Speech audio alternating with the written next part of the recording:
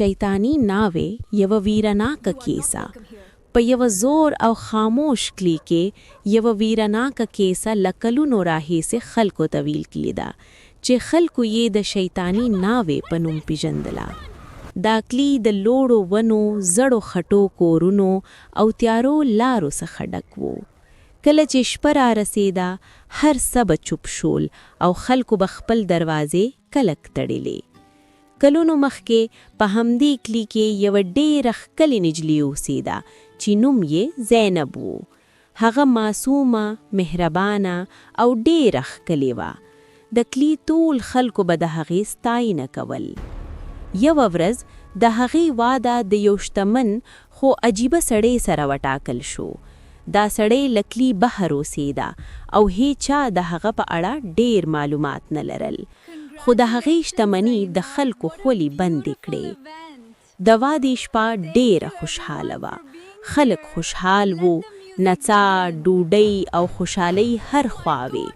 خو ناڅاپه کله چې ناوې رخصت کېده، اسمان تور شو او زوروره توپان راپیل شو. خلکو دا بده نشانه وګڼله. کله چې د ناوې کاروان د ځنګله نه لار تیرېده، ناڅاپه اسونه ودرېدول او عجیب غږونه واورېدل شو. ناوې ورو ورو سر پورت کړو. د هغې سترګې سورې شوې. ناڅاپه هغې یوه ویرناکه چیغه وکړه او ټول خلک وډار شول. ځینې وتښتېدل، ځینې بېهوشې شول. ناوې ورو ورو هوا ته پورت شوه او وویل، زه به بیرته راشم. له هغې ورځې وروسته زینب هیڅکله ونه لیدل شوه. خو کیسه دلته نه ختمیږي. خلق وایي هر کال په همدې شپه د ځنګله نه د یوې ناوې ژړا اورېدل کیږي.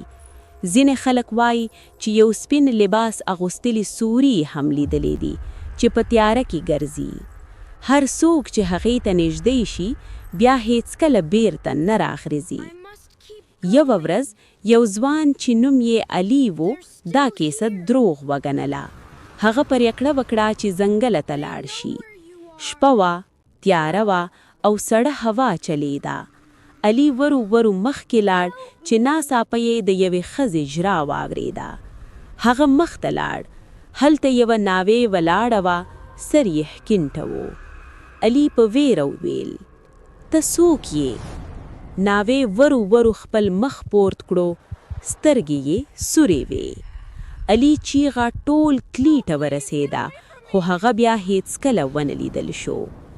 نن هم خلک وایي هغه شیطانی ناوې لا هم په هماغه ځنګل کې ګرځي او د خپل راتلونکي شقار په لټه کې ده. که تاسو ته دا کیسه خوښه شوه نو مهرباني کړئ زموږ چینل سبسکرایب کړئ، ویډیو ته لایک ورکړئ او خپل نظرونه په کمنټ کې را سره شریک کړئ.